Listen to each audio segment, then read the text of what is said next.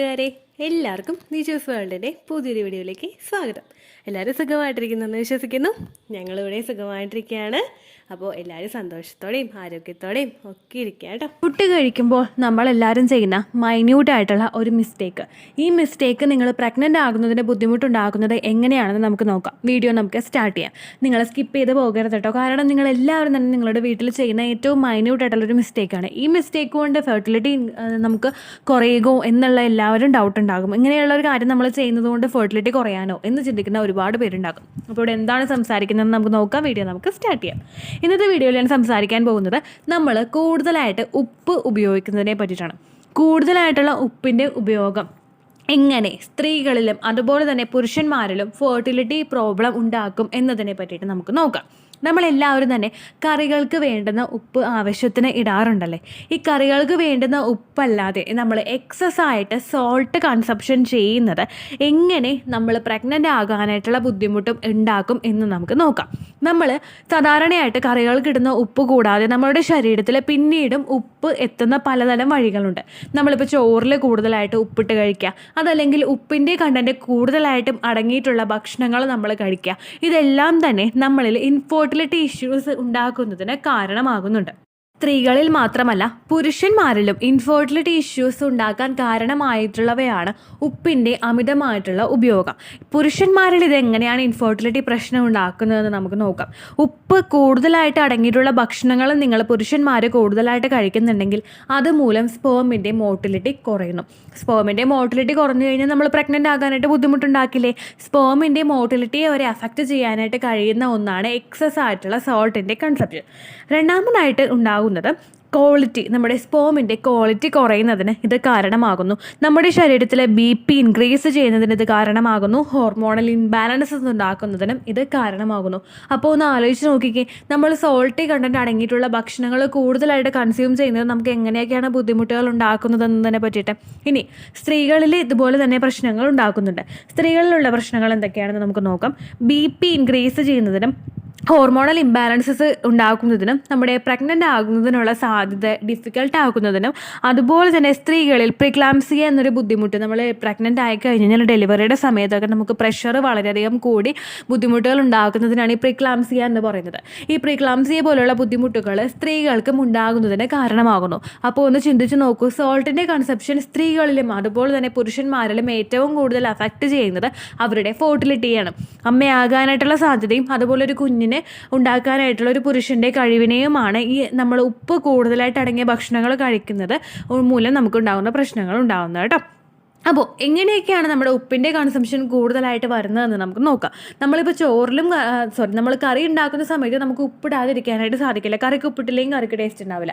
പക്ഷേ നേരെ മറിച്ച് നമ്മളിപ്പോൾ ചോറിൽ ഉപ്പിട്ട് കഴിക്കുന്നവരുണ്ടാവില്ലേ, ചോറിൽ നമ്മൾ ഉപ്പിടുമ്പോഴേക്കും നമ്മുടെ ഓരോ ചോറിലും, ഇപ്പോൾ നമ്മൾ ഉപ്പിട്ടാണ് ചോറ് വാർക്കുന്നതെന്ന് നോക്കുക, നമ്മൾ കഴിക്കുന്ന ഓരോ ചോറിലും ആ ഒരു ഉപ്പിൻ്റെ അംശം ഉണ്ടാകും. ഈ ഒരു അംശം നമ്മളിൽ ഉണ്ടായിക്കഴിഞ്ഞാൽ നമ്മുടെ പ്രഷർ ഇൻക്രീസ് ചെയ്യുന്നതിനും അതുപോലെ തന്നെ സോൾട്ട് നമ്മുടെ ശരീരത്തിൽ എക്സസ് ആയിട്ട് ഉണ്ടാക്കുന്നതിനും അത് കാരണമാകുന്നു.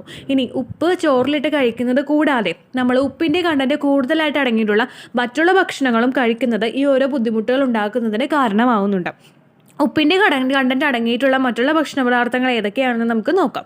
ആദ്യമായിട്ട് നമ്മളിപ്പോൾ പാക്കറ്റ് ഫുഡ്, നമ്മൾ കഴിക്കുന്ന പാക്കറ്റിൽ വരുന്ന വറപലഹാരങ്ങളൊക്കെ ഇല്ലേ, ഈ ഓരോ വറപലഹാരങ്ങളിലും ഈ ഉപ്പിൻ്റെ കണ്ടന്റ് ഉണ്ട്. നമ്മളൊന്ന് ആലോചിച്ച് നോക്കിക്കേ, നമ്മൾ കഴിക്കുന്ന ഓരോ വറപലഹാരങ്ങളും നമ്മളൊന്ന് ആലോചിച്ച് നോക്കിക്കേ.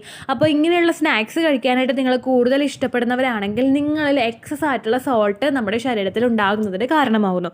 പ്രഗ്നൻസി ട്രൈ ചെയ്യുന്നവർ ഏറ്റവും കൂടുതൽ അവോയ്ഡ് ചെയ്യേണ്ട ഒന്നാണ് നമ്മൾ പാക്കറ്റ് ഫുഡും അതുപോലെ സ്നാക്സും ഒക്കെ പുറത്തുനിന്ന് വാങ്ങിച്ച് കഴിക്കുന്നത് കുറയ്ക്കുക എന്നുള്ളത്.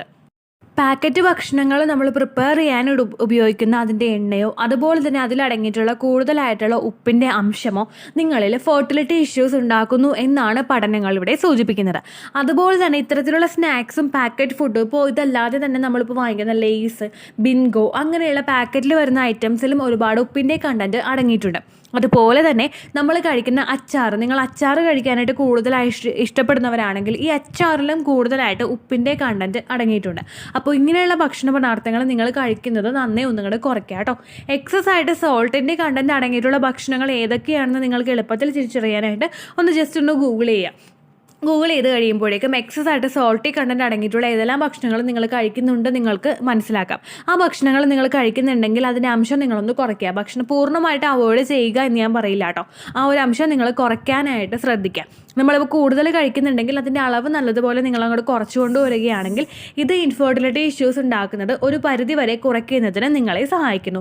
അതുപോലെ തന്നെ ഇപ്പോൾ നിങ്ങൾ ചോറിൽ ഉപ്പിട്ട് വാർക്കുന്ന ഒരു ശീലം നിങ്ങൾക്കുണ്ടെങ്കിൽ ചോറ് നിങ്ങൾ ഉപ്പിട്ട് വാർക്കാതിരിക്കുക. ചോറിൽ അതല്ലാതെ സെപ്പറേറ്റ് ആയിട്ട് ഉപ്പൊഴിച്ച് കഴിക്കുന്നവരാണ് നിങ്ങളെങ്കിൽ ആ ഒരു ശീലവും നിങ്ങൾക്കുണ്ടെങ്കിൽ അതും നിങ്ങളൊന്ന് മാറ്റുക കേട്ടോ. എക്സസ് ആയിട്ടുള്ള സോൾട്ടിൻ്റെ കൺസെപ്ഷൻ നിങ്ങൾക്ക് ഇൻഫെർട്ടിലിറ്റി ഇഷ്യൂസ് എങ്ങനെ ഉണ്ടാക്കുന്നുണ്ട് എന്ന് നിങ്ങൾക്ക് മനസ്സിലായി കാണുമെന്ന് വിശ്വസിക്കുന്നു. സ്ത്രീകളിലും അതുപോലെ തന്നെ പുരുഷന്മാരിലും ഇൻഫെർട്ടിലിറ്റി ഇഷ്യൂസ് ഉണ്ടാക്കാനായിട്ട് കാരണമാകുന്നവരാണ് ഈ ഉപ്പിൻ്റെ കൂടുതലായിട്ടുള്ള കൺസെപ്ഷൻ. പുരുഷന്മാരുടെ മോട്ടിലിറ്റിയും അതുപോലെ തന്നെ സ്പേമിൻ്റെ ക്വാളിറ്റിയും ഒന്ന് അഫക്റ്റ് ചെയ്ത് കഴിഞ്ഞാൽ ഉറപ്പായിട്ട് നിങ്ങൾ മറ്റുള്ള ട്രീറ്റ്മെൻറ്റുകളൊക്കെ ചെയ്തതിന് ശേഷവും നിങ്ങൾ പ്രഗ്നൻ്റ് ആകണമെന്നില്ല. അതുപോലെ തന്നെ സ്ത്രീകളിലും ഹോർമോണൽ ഇംബാലൻസസും മറ്റുള്ള പ്രശ്നങ്ങളും ഉണ്ടാകുമ്പോഴേക്കും നിങ്ങൾ മറ്റുള്ള ഏതൊക്കെ ട്രീറ്റ്മെൻറ്റുകൾ ചെയ്താലും നിങ്ങൾ പ്രഗ്നൻ്റ് ആകണമെന്നില്ല. അപ്പോൾ നിങ്ങൾ ശ്രദ്ധിക്കാതെ വിടുന്ന ഇത്തരത്തിലുള്ള മൈന്യൂട്ടായിട്ടുള്ള കാര്യങ്ങളും എങ്ങനെ നിങ്ങൾക്ക് ഇൻഫെർട്ടിലിറ്റി ഇഷ്യൂസ് ഉണ്ടാക്കുന്നതിന് കാരണമാകുന്നു എന്ന് നിങ്ങൾക്ക് മനസ്സിലായി കാണുമല്ലോ. ഒരുപാട് പേര് പറയാറുണ്ട് ഓരോ കാര്യങ്ങളൊക്കെ ശ്രദ്ധിക്കുന്നുണ്ട് പക്ഷെ ഞങ്ങൾ കൺസീവ് ആകുന്നില്ല എന്ന് പലരും തന്നെ പറയാറുണ്ട്. അങ്ങനെയുള്ളവരൊക്കെ ഇത്തരത്തിലുള്ള മിസ്റ്റേക്സും കൂടി ചെയ്യുന്നുണ്ടെങ്കിൽ അതെല്ലാം ഒന്ന് റെക്ടിഫൈ ചെയ്ത് മുൻപോട്ട് പോയി കഴിഞ്ഞാൽ നിങ്ങൾക്ക് എളുപ്പത്തിൽ പ്രഗ്നൻ്റ് ആകാനായിട്ട് അത് നിങ്ങളെ സഹായിക്കും കേട്ടോ. ഇത്രയേ ഉള്ളൂ വീഡിയോ. യൂസ്ഫുൾ ആയി കാണുമെന്ന് വിശ്വസിക്കുന്നു. യൂസ്ഫുൾ ആവുന്നുണ്ടെങ്കിൽ ലൈക്ക് ചെയ്യുക, ഫ്രണ്ട്സിനൊക്കെ ഷെയർ ചെയ്ത് കൊടുക്കുക കേട്ടോ. എന്തെങ്കിലും സംശയം ഉണ്ടെങ്കിൽ നിങ്ങൾ കമൻസിൽ ചോദിക്കുക. പണ്ടത്തെ വീഡിയോയ്ക്ക് കമൻസ് ഇടുന്നവർക്ക് റിപ്ലൈ ലഭിക്കുന്നില്ലെങ്കിൽ ലേറ്റസ്റ്റ് ആയിട്ട് ഞാൻ ഏത് വീഡിയോ ആണോ അപ്ലോഡ് ചെയ്യുന്നത് അതിന് താഴെ കമൻറ്റ് ഒന്ന് കോപ്പി പേസ്റ്റ് ചെയ്യാനായിട്ട് ശ്രദ്ധിക്കുക കേട്ടോ. അതുപോലെ ഓവുലേഷൻ ഡേറ്റ് കാൽക്കുലേറ്റ് ചെയ്ത് തരാനായിട്ട് റിക്വസ്റ്റ് ചെയ്യുന്ന ആളുകൾ എത്രയാണോ സൈക്കിൾ ലെങ്ത് അത് മെൻഷൻ ചെയ്യാനായിട്ട് ശ്രദ്ധിക്കുക. സൈക്കിൾ ലെങ്ത് എന്നതുകൊണ്ട് ഉദ്ദേശിച്ചത് ഓരോ മാസവും എത്ര ദിവസം കൂടുമ്പോഴാണോ ബ്ലീഡിങ് വരുന്നത് അതാണ് സൈക്കിൾ ലെങ്ത്. കഴിഞ്ഞ മാസം ഒരു 8-ാം തീയതിയാണ് ബ്ലീഡിങ് ആയതെങ്കിൽ ഈ മാസം 6-ാം തീയതിയാണ് ബ്ലീഡിങ് ആയതെങ്കിൽ കഴിഞ്ഞ മാസം 8-ാം തീയതി മുതൽ ഈ മാസം 6-ാം തീയതി വരെ എത്ര ദിവസമുണ്ടോ അത് കാലണ്ടറിൽ എണ്ണി തിട്ടപ്പെടുന്നതാണ് നിങ്ങളുടെ സൈക്കിൾ ലെങ്ത്. സൈക്കിൾ ലെങ്ത് നമ്മൾ കൃത്യമായിട്ട് കാൽക്കുലേറ്റ് ചെയ്യുകയാണെങ്കിൽ ഓവുലേഷൻ ഡേറ്റ് എളുപ്പത്തിൽ കണ്ടുപിടിക്കാൻ വേണ്ടിയിട്ട് ഒരുപാട് ആപ്ലിക്കേഷൻസും ഒരുപാട് ഓൺലൈൻ ആയിട്ടുള്ള വെബ്സൈറ്റുകളും ഇന്ന് നമുക്ക് അവൈലബിൾ ആണ്. പ്ലേ സ്റ്റോറിൽ പോയിട്ട് ഓൺലൈൻ ഓവുലേഷൻ ട്രാക്കർ എന്ന് ടൈപ്പ് ചെയ്ത് കഴിഞ്ഞാൽ നിങ്ങൾക്ക് അതുമായിട്ട് ബന്ധപ്പെട്ടിട്ടുള്ള ആപ്ലിക്കേഷൻസ് കിട്ടും.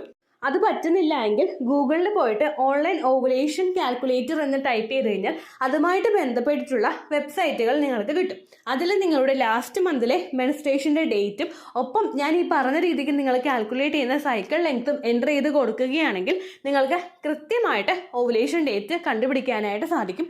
ഫെർട്ടൈൽ ടൈം പീരീഡും നിങ്ങൾക്ക് കിട്ടും. അതായത് എത്ര ദിവസം മുതൽ കോൺടാക്ട് ചെയ്ത് തുടങ്ങിക്കഴിഞ്ഞാൽ നിങ്ങൾ പ്രഗ്നൻ്റ് ആകും എന്നുള്ളൊരു ഡേറ്റും നിങ്ങൾക്ക് പ്രോപ്പറായിട്ട് കിട്ടും കേട്ടോ. ഇത് കാൽക്കുലേറ്റ് ചെയ്യുന്ന സമയത്ത് സൈക്കിൾ ലെങ്ത് കാൽക്കുലേറ്റ് ചെയ്യുന്ന സമയത്ത് നിങ്ങളുടെ ആ ഒരു കലണ്ടറിൽ നോക്കി തന്നെ നിങ്ങൾ കാൽക്കുലേറ്റ് ചെയ്യുക. പല മാസങ്ങളിലും 30-31 ദിവസമുണ്ട്, അതുകൊണ്ടാണ് അങ്ങനെ പറഞ്ഞത്. ഒപ്പം നിങ്ങൾക്ക് ബ്ലീഡിങ് തുടങ്ങിയ ദിവസത്തിന് വേണം നിങ്ങൾ ഡേ 1 ആയിട്ട് എടുക്കാൻ വേണ്ടിയിട്ട്.